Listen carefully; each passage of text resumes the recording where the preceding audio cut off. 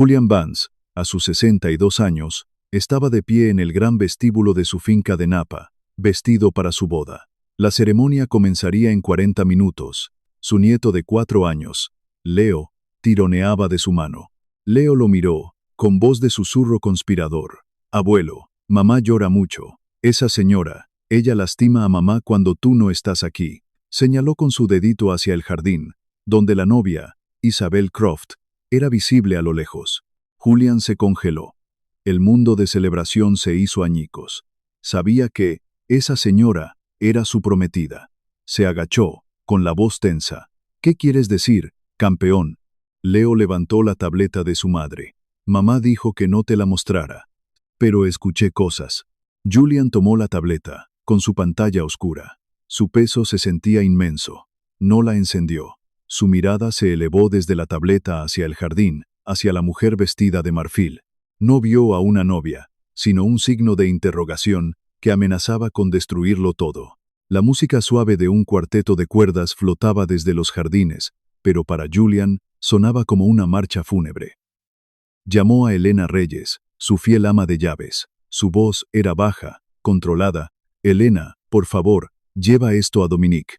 Dile que lo ponga a buen recaudo y espere mis instrucciones. Nadie más debe tocarlo». Le entregó la tableta a la mujer, cuyos ojos reflejaban una profunda preocupación. Ella asintió, sin hacer preguntas, y desapareció por un pasillo lateral. Julian se ajustó la corbata. La boda continuaría. Tenía que hacerlo. Mientras los primeros invitados comenzaban a llegar, sonriendo y ofreciendo felicitaciones, la mente de Julian retrocedió 2 años. La casa se sentía tan vacía entonces, cada habitación un eco de su difunta esposa, Eleanor. La risa se había ido, el color se había desvanecido, se había encerrado en sí mismo, un rey en un castillo de recuerdos dolorosos, supervisando sus viñedos con una eficiencia mecánica desprovista de alegría. Y entonces, en un evento de caridad al que estuvo a punto de no asistir, la conoció. Isabel Croft era radiante, no solo por su belleza, sino por una aparente profundidad en su mirada. Se acercó a él, no con la adulación empalagosa a la que estaba acostumbrado, sino con un aprecio genuino. «Señor Vance», dijo, sosteniendo una copa de su Cabernet Reserva, «este vino no es solo una bebida, es una historia». Julian, acostumbrado a los cumplidos vacíos, se sorprendió. Ella continuó, con voz suave. «Crecí aquí en el valle. Siempre he admirado cómo la familia Vance ha cuidado de su gente, de sus trabajadores. No todos los propietarios tienen ese tipo de integridad». La mención de la integridad, de su legado de cuidado, fue como un bálsamo en una herida que no sabía que todavía estaba abierta. Por primera vez en años, alguien no lo veía como un magnate del vino o un viudo trágico, sino como el custodio de un legado. Hablaron durante horas. Ella le contó sobre la trágica muerte de su propio padre hacía años, una pérdida que, según dijo, la había hecho apreciar la fragilidad de la vida y la importancia de la herencia. Él vio en ella un alma gemela, alguien que entendía el peso del pasado sin ser aplastada por él. Se sintió vivo de nuevo. Se sintió comprendido. Esa noche, mientras la veía irse, Julian Vance, el hombre que pensó que nunca más volvería a sentir, sintió una chispa de esperanza. No tenía idea de que no estaba invitando al amor a su vida, sino a la arquitecta de su destrucción. Isabel era una maestra de la estrategia, y su próximo movimiento fue reclutar un aliado interno. Adrian Holt, el esposo de Clara, siempre había albergado un resentimiento apenas disimulado. Se sentía como un extraño, perpetuamente a la sombra del imponente Julian Vance y del apellido de su esposa. Isabel vio esta inseguridad como una puerta abierta. Lo encontró una tarde cerca de los establos, lejos de oídos curiosos. Adrian estaba mirando hacia la casa principal con una expresión amarga. Isabel se acercó a él, con un murmullo de simpatía en la voz. «Es un lugar hermoso, ¿no es así?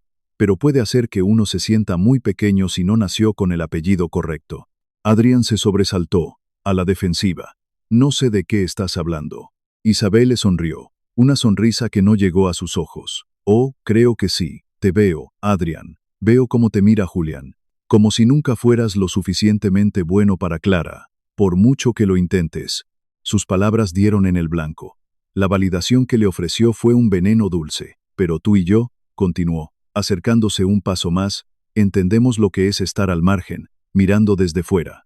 Podemos ayudarnos mutuamente a obtener el respeto que merecemos. Adrian se mostró cauteloso. ¿Ayudarnos cómo? Enfrentarse a Julian es un suicidio profesional y personal. Isabelle soltó una risita. No se trata de enfrentarse a él. Se trata de corregir un viejo error.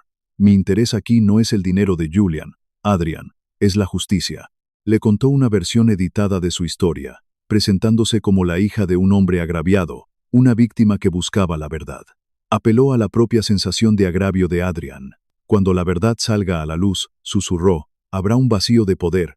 Julian quedará vulnerable, y la gente buscará un liderazgo fuerte y estable para proteger el negocio. Alguien como tú. La codicia brilló en los ojos de Adrian, superando su miedo. La promesa de poder, de finalmente superar a su suegro, era demasiado tentadora. ¿Qué necesitas que haga?, preguntó, con la voz apenas audible. Isabelle sonrió, esta vez con genuino triunfo. Solo necesito que me ayudes a demostrarle a Julian cuán frágil es realmente su hija. Necesito que él confíe en mí, más que en su propia sangre. El pacto estaba sellado. Adrian, hambriento de poder y respeto, se convirtió en el peón voluntario de Isabelle en su guerra psicológica contra la familia Vance. La campaña de Isabelle para aislar a Clara fue sutil y devastadora. Su principal arma era el amor de Julian por su hija. Comenzó con los retratos de Eleanor. La casa estaba llena de ellos. Eran el santuario de Julian a su memoria. Una noche, mientras estaban sentados junto al fuego, Isabelle apoyó la cabeza en el hombro de Julian. Querido, dijo en voz baja, me preocupa Clara. La vi hoy mirando el retrato de Eleanor en el salón. Parecía tan perdida, tan triste. Me pregunto si ver recordatorios constantes de su madre por toda la casa la mantiene anclada en el dolor, incapaz de seguir adelante. Julian frunció el ceño. La salud mental de Clara era su talón de Aquiles.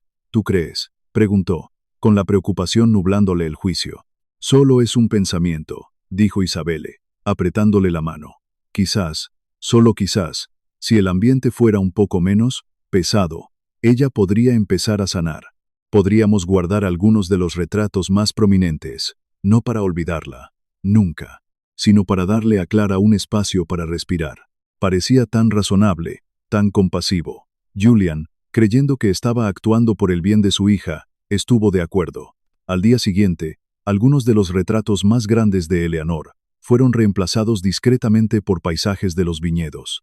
Cuando Clara lo notó, sintió como un puñetazo en el estómago. Se enfrentó a su padre esa noche, con la voz temblorosa. Papá, ¿por qué? ¿Por qué quitarías las fotos de mamá? Antes de que Julian pudiera responder con la lógica envenenada de Isabel, Adrian intervino, poniendo una mano tranquilizadora en el hombro de Julian. Papá, ¿ves? Lo que te decíamos. Sigue tan frágil. Isabelle tenía razón. Esto es demasiado para ella.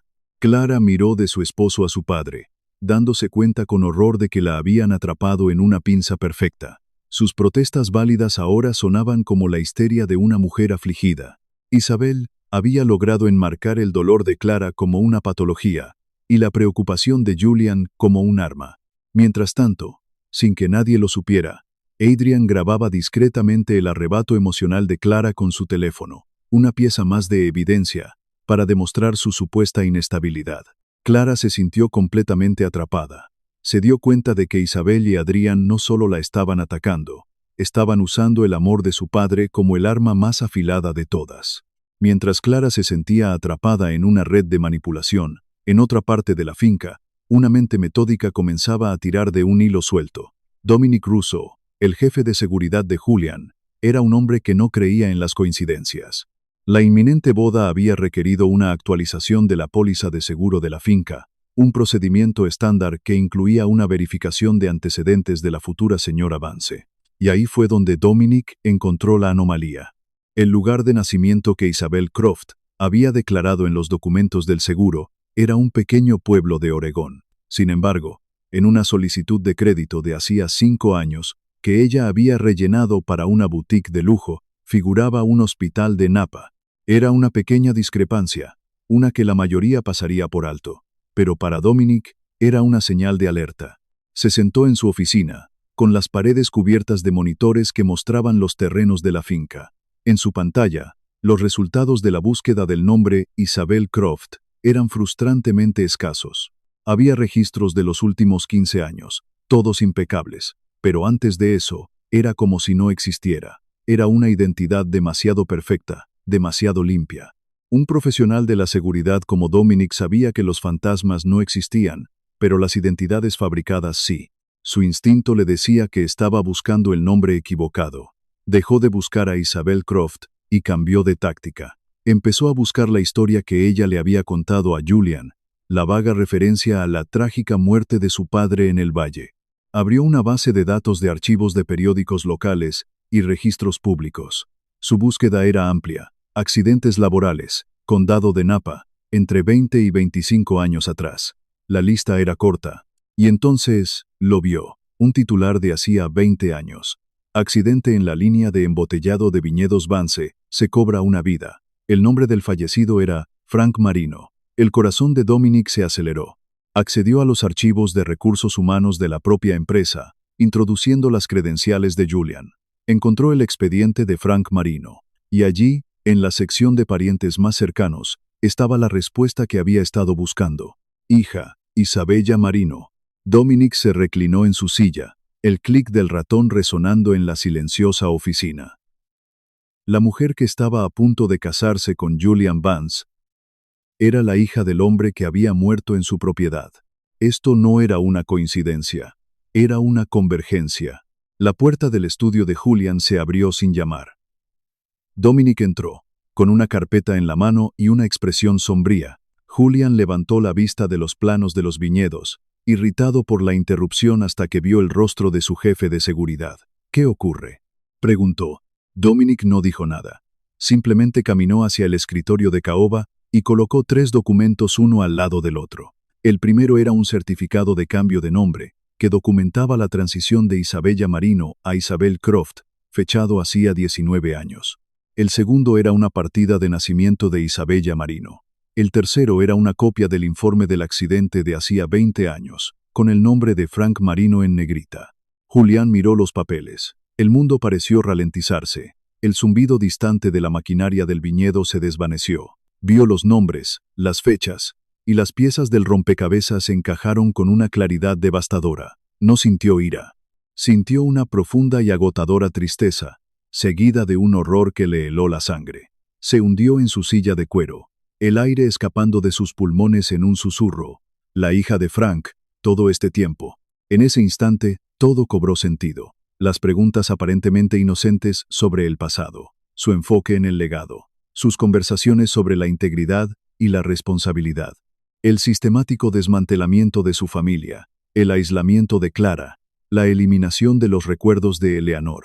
No eran los actos de una cazafortunas, eran las maniobras calculadas de una vengadora.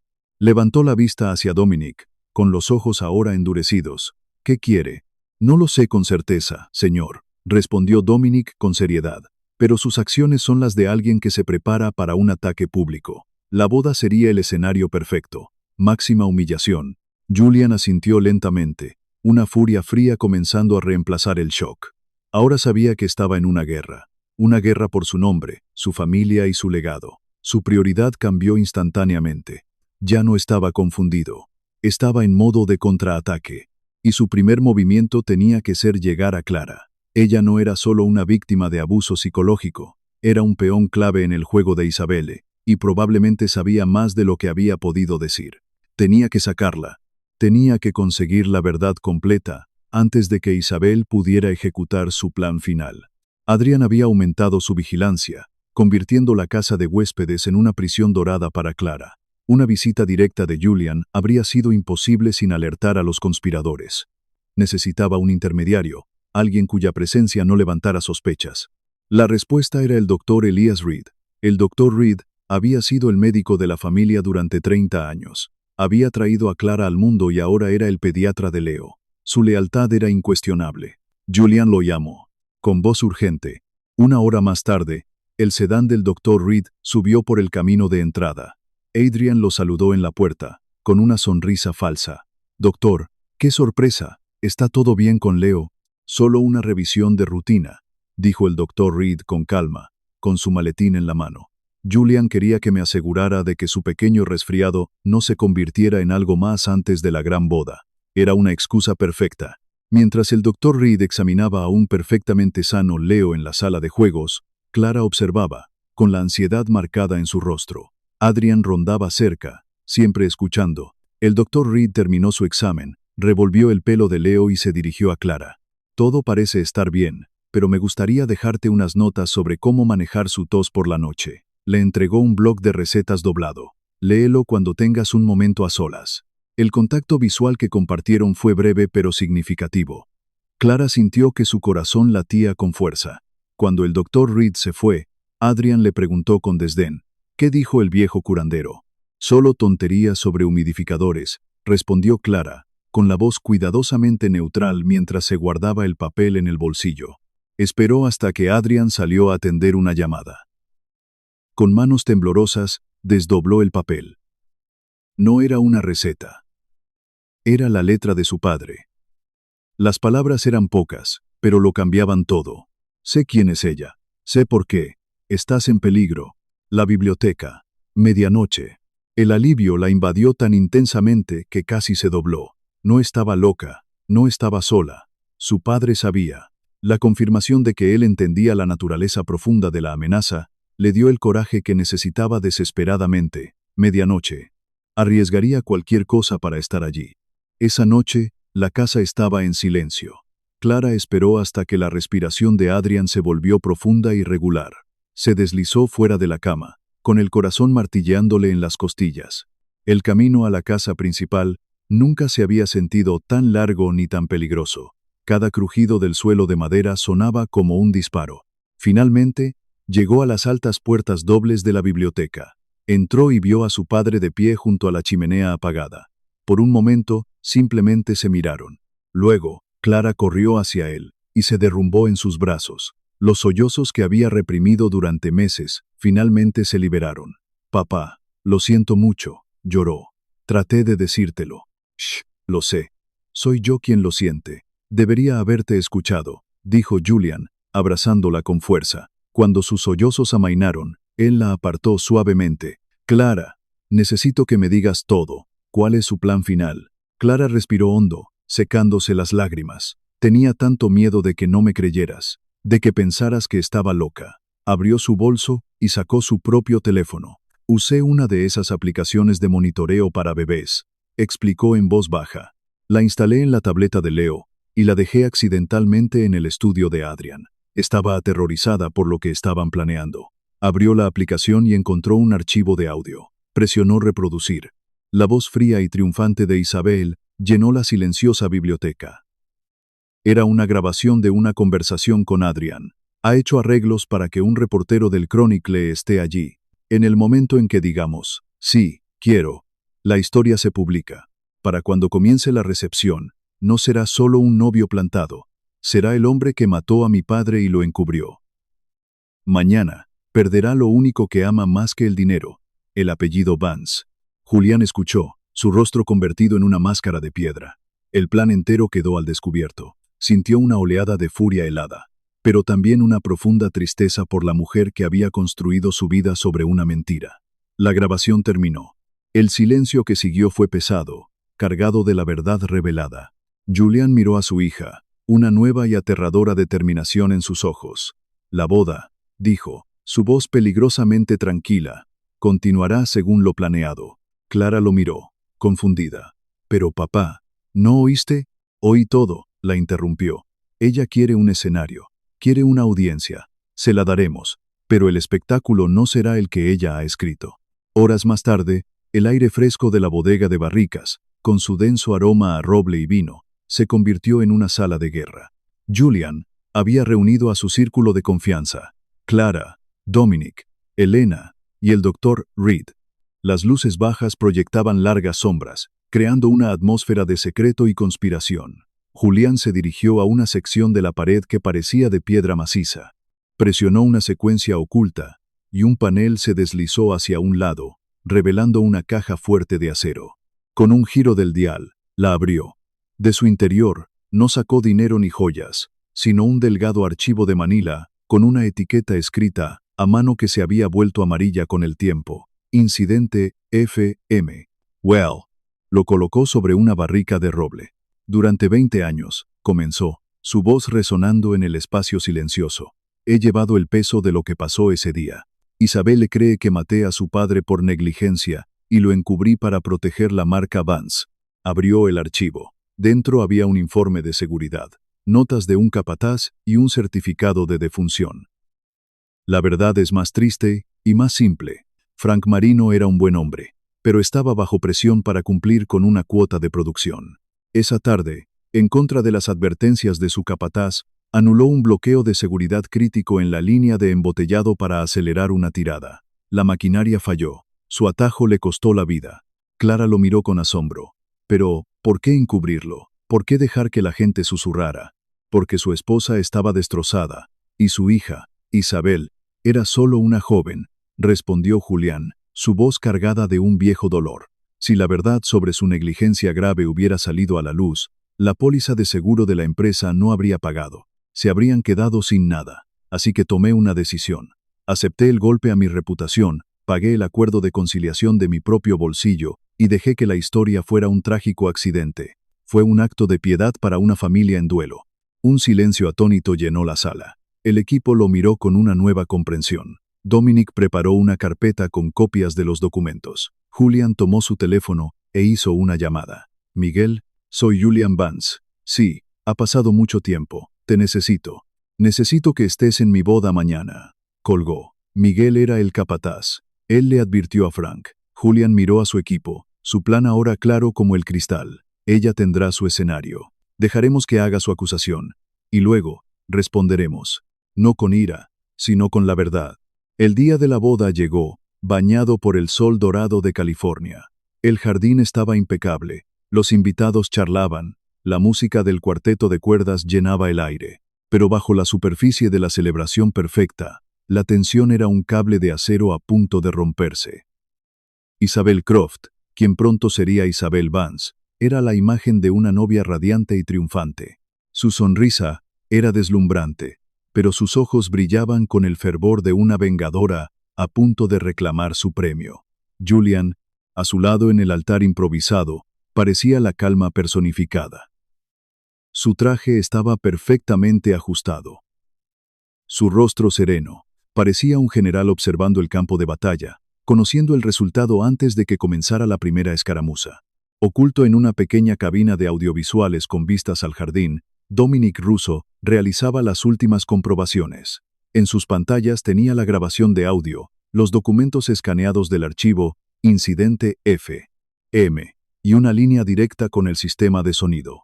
Entre los invitados, Clara observaba con una resolución nerviosa, su mano apretando la de su hijo Leo. Cerca del fondo, desapercibido para casi todos, un hombre mayor con un traje sencillo se sentaba en silencio. Era Miguel, el capataz retirado, su rostro surcado por los años y los recuerdos. Y en una mesa lateral, un reportero del San Francisco Chronicle, invitado bajo la apariencia de cubrir un evento social, revisaba discretamente su teléfono, esperando la señal. La ceremonia comenzó. El oficiante habló de amor y confianza, las palabras flotando irónicamente en el aire. Cuando llegó el momento de los votos, Isabel tomó las manos de Julian, se inclinó y le susurró, con un aliento que era veneno dulce contra su oído. Es hora de justicia, Julian. Él la miró directamente a los ojos, su expresión llena de una piedad que ella confundió con miedo, y respondió en voz baja, sí, lo es. Luego, para sorpresa de todos, se volvió hacia el oficiante y levantó una mano. Un momento, por favor, dijo, su voz clara y firme, resonando en el jardín repentinamente silencioso. Se giró para mirar a Isabel, y luego a la multitud atónita. Creo que nuestra novia tiene un anuncio que hacer primero. Le cedió el escenario. Confundida pero aprovechando la oportunidad inesperada, la expresión de Isabel se endureció. Se giró hacia los invitados, su rostro transformándose de novia radiante a fiscal implacable. El espectáculo estaba a punto de comenzar. Gracias, Julián, dijo Isabel, su voz goteando una falsa dulzura que rápidamente se convirtió en acero. De hecho, tengo algo que decir. Se giró hacia los invitados, sus ojos recorriendo la multitud hasta encontrar al reportero. Todos ustedes vinieron aquí hoy esperando una celebración de amor. Pero están a punto de ser testigos de un acto de justicia. Hace 20 años, en esta misma tierra, mi padre, Frank Marino, murió. El hombre que está a mi lado, Julian Vance, les dijo a todos que fue un trágico accidente. Su voz se quebró con una emoción perfectamente ensayada. Fue una mentira. Murió por la negligencia de Julián, por equipos defectuosos que él se negó a reparar para no afectar sus ganancias. Y luego usó su dinero y su poder para encubrirlo, silenciando a mi familia con un acuerdo de conciliación humillante para proteger su precioso apellido. Un jadeo colectivo recorrió a los invitados. El reportero se puso de pie, con la pluma lista. Isabel estaba en la cima de su triunfo. Julian la dejó terminar. Esperó a que el silencio conmocionado se asentara. Luego, habló, su voz tranquila pero con una autoridad absoluta. «Tiene razón en una cosa», dijo. Y todos se inclinaron para escuchar. Hubo un encubrimiento. Señaló con la cabeza a Dominic en la cabina de audiovisuales. Una gran pantalla, que se suponía que mostraría una presentación de diapositivas de la feliz pareja, cobró vida. No mostró fotos, sino un documento escaneado. Era el informe oficial de seguridad del día del accidente. En la parte inferior, reconociendo que había sido advertido sobre la anulación de un bloqueo de seguridad, y que lo hacía bajo su propia responsabilidad, estaba la firma inconfundible de Frank Marino. Antes de que Isabel pudiera procesarlo, Julian dijo, y ahora, unas palabras del hombre que le advirtió. En la parte de atrás, el anciano Miguel se puso de pie. Todas las miradas se volvieron hacia él. Su voz, aunque temblorosa por la edad, era clara. «Se lo dije, Frank», le dije, «no lo hagas. La máquina no es estable». Él dijo que tenía que cumplir la cuota. «Se lo advertí». Isabel gritó, su compostura finalmente rota. «Son falsificaciones, mentiras. Él te pagó para que dijeras eso. Como tú le pagaste a Adrian», replicó Julian con frialdad. Y entonces, dio la señal final a Dominic. El sonido de la propia voz de Isabel, fría y conspiradora, brotó de los altavoces, la grabación del teléfono de Clara. «Mañana, perderá lo único que ama más que el dinero, el apellido Vance. Su plan, su traición, su verdadera alma, expuesta para que todos la oyeran». El sonido se cortó. El silencio que siguió fue absoluto. Isabel se derrumbó, no con un grito, sino como una marioneta a la que le han cortado los hilos. No había ira en su rostro. Solo el vacío hueco de una vida construida sobre una mentira, ahora reducida a cenizas. Adrian intentó escabullirse entre la multitud, pero dos de los hombres de Dominic lo interceptaron silenciosamente. El reportero, dándose cuenta de que la verdadera historia era 1000 veces más compleja y legalmente intocable, se sentó lentamente, su primicia muerta. La batalla había terminado. No hubo aplausos de victoria, solo la profunda y sombría tragedia de la verdad. No hubo celebración. El cuarteto de cuerdas había dejado de tocar, sus arcos suspendidos sobre las cuerdas. El único sonido era el susurro del viento entre las vides, un suspiro colectivo de la tierra misma. Los invitados permanecían congelados, prisioneros de un silencio denso y pesado, como si el propio tiempo se hubiera detenido para presenciar la desintegración. Dos miembros del equipo de seguridad, hombres que normalmente eran invisibles, se materializaron y se acercaron a Isabel. Sus movimientos eran tranquilos, casi reverentes, como si estuvieran manejando un objeto de cristal exquisitamente roto. Ella no se resistió. Su cuerpo estaba flácido, su mirada perdida en una distancia que nadie más podía ver. La ayudaron a ponerse de pie, y se dejó llevar, un espectro con un vestido de novia blanco, manchado ahora por la cruda verdad. Mientras la conducían, pasó junto a Miguel.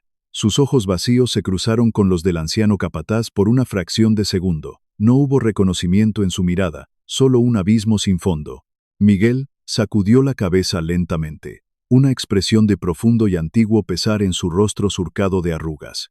Julian observó la escena, luego caminó hacia su viejo amigo y puso una mano sobre su hombro. «Gracias, amigo mío», dijo Julian, con la voz ronca por la emoción. «Gracias por tu valor». Miguel simplemente asintió, con los ojos húmedos. La verdad tenía que salir, patrón. Ya pesaba demasiado. Mientras tanto, Adrián, viendo su mundo implosionar, intentó protestar. «Esto es un malentendido. Ella no está bien», balbuceó, pero fue silenciado por la fría y acerada mirada de Dominic. 2 guardias más lo flanquearon y lo escoltaron sin contemplaciones.